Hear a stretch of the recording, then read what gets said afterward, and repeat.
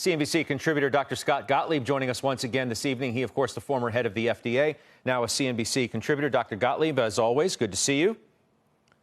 Good to see you. We are ready to get out, right? We've all been cooped up, but it's Memorial Day weekend this weekend. We're thinking about what kind of summer travel we'll be in the mood for. What should we expect? What would you advise people as they're thinking about a summer vacation tonight?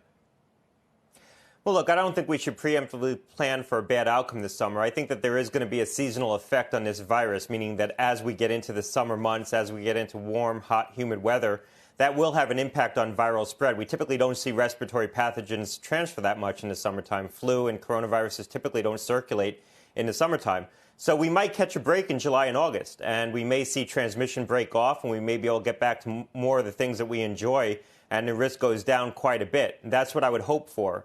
There will be some seasonal effect. We don't know how profound it's going to be, but we can expect viral transmission to start dissipating as we get into the summer.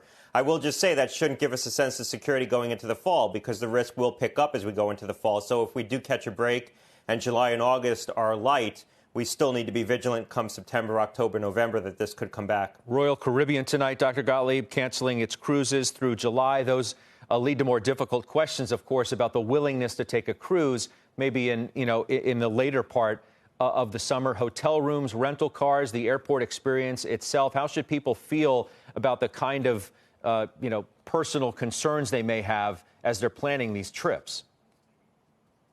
Well, look, there's a lot of variables at play here. So if we do end up catching a seasonal effect in July and August, we see the virus really dissipate. We can get back to doing some of the things we enjoy. We'll have to see what comes in the fall. This will come back. Hopefully, we'll have better tools. We'll have better drugs, better screening in place. We'll be able to control outbreaks. We'll know where the virus is spreading or where it isn't spreading. And sometime later in the fall into the winter, we may have a vaccine that we can start to deploy, at least experimentally. So it could be a very different risk situation heading into the fall and winter. We just have to wait and see. But I'm hoping that we can catch a break this summer. And as we reopen, even though we're taking some risk in reopening, people are still vigilant. They're still practicing social distancing and good hygiene. That dissipates the risk. And then as we get into the warm summer months, transmission breaks off. In 2009, as we said on this show, with H1N1, the swine flu, it was epidemic all the way into June. And then in July and August, it sort of collapsed because flu doesn't spread very efficiently in the summer. And this should be the same. We should see coronavirus at least dissipate in terms of its spread and its efficiency in the summer months. You published a paper today, along with some others, Dr. Gottlieb, proposing a set of steps to speed the development of safe and effective vaccines. Tell us about what you wrote about today. Well, I think what we need to do is have a parallel process. Typically, when we develop drugs or vaccines, we have a highly sequential process where we go through the 3 phases of clinical trials, then we scale up manufacturing towards the back end of that.